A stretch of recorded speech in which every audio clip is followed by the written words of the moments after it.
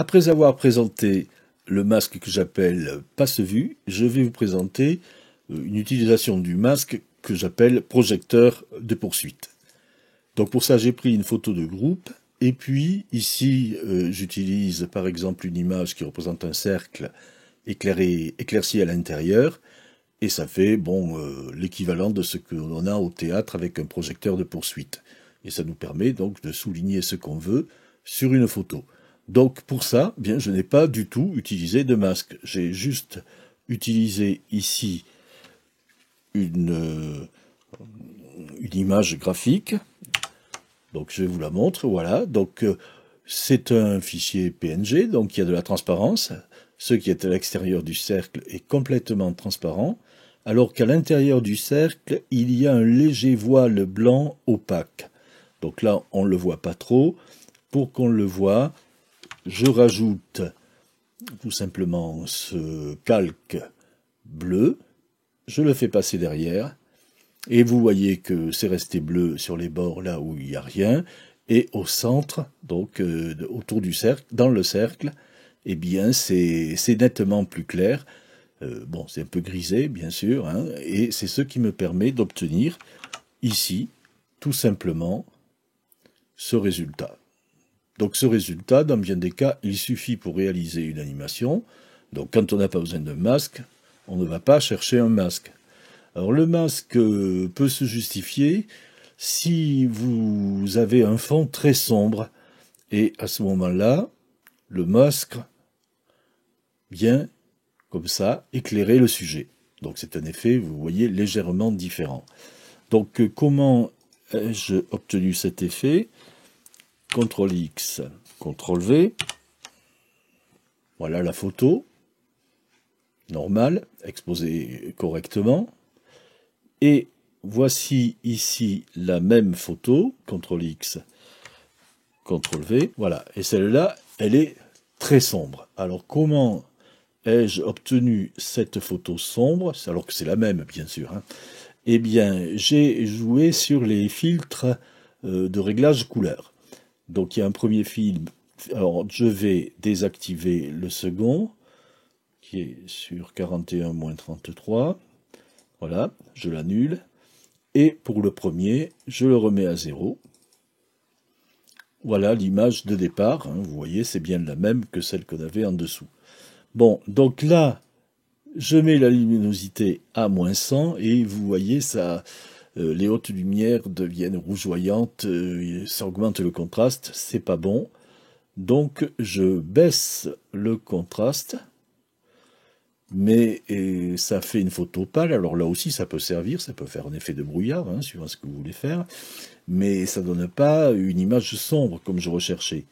Alors c'est pour ça que je suis allé chercher un second filtre, le filtre niveau qui vient se superposer. Donc on peut le remettre à 0. Voilà. Donc vous voyez, là on est sur la même image qu'au départ.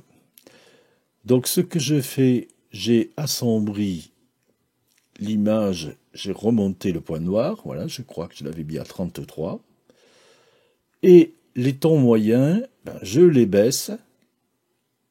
Je crois que j'avais baissé à -40. Voilà. Et voyez, ici, maintenant, j'ai une image très sombre. Donc, cette image très sombre va devenir mon fond d'image. Je supprime ce qui existait précédemment. Bon, vous voyez que j'ai créé un cadre parce que on peut être amené à déplacer les deux images à la fois. Donc, je les ai rattachées à un cadre.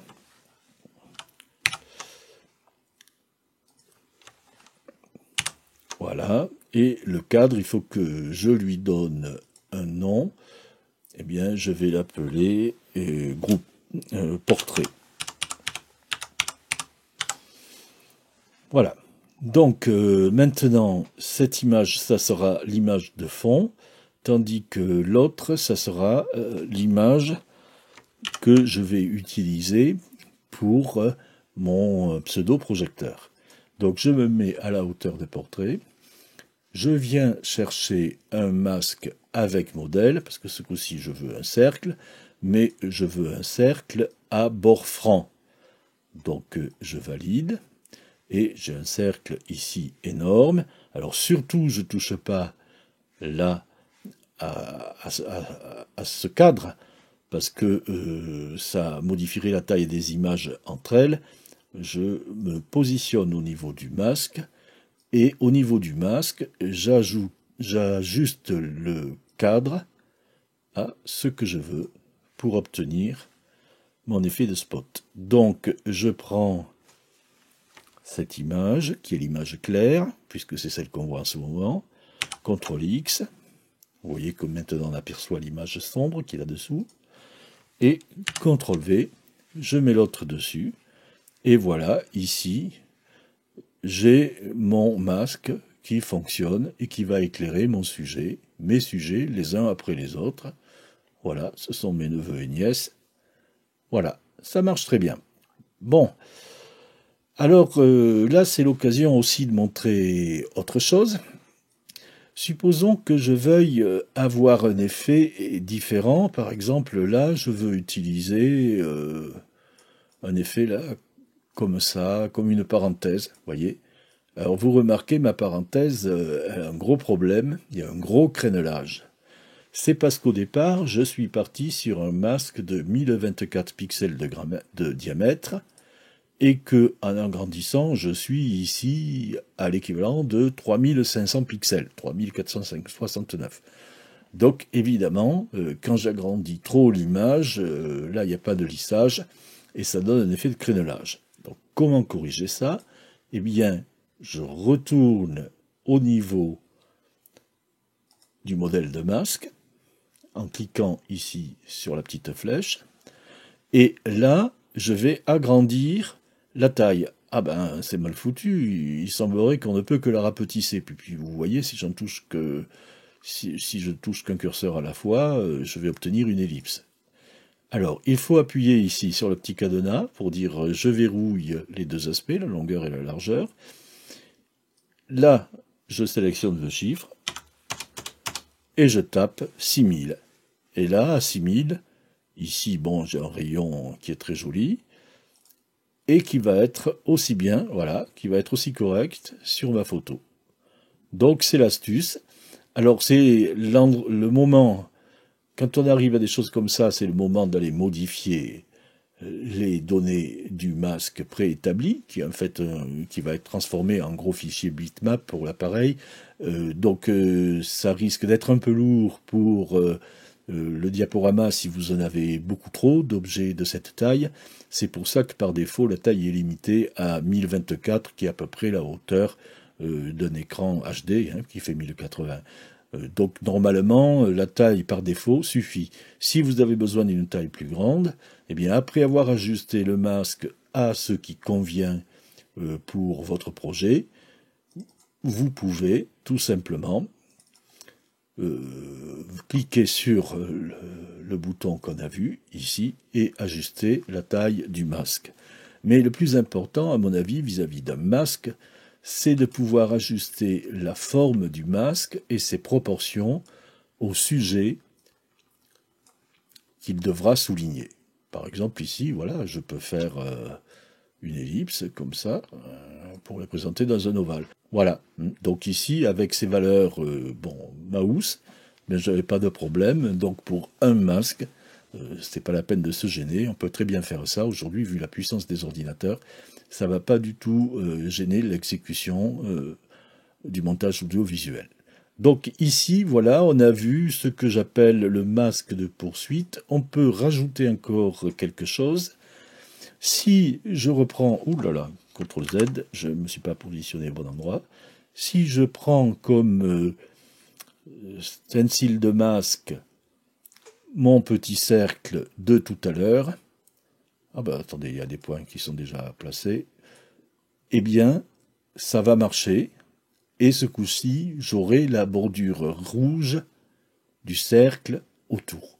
Bon, voilà, donc suivant le cas, le fait de prendre un fichier PNG, ça marche. J'ai aussi préparé, pour vous montrer que ça marche avec un fichier JPEG, l'équivalent en JPEG.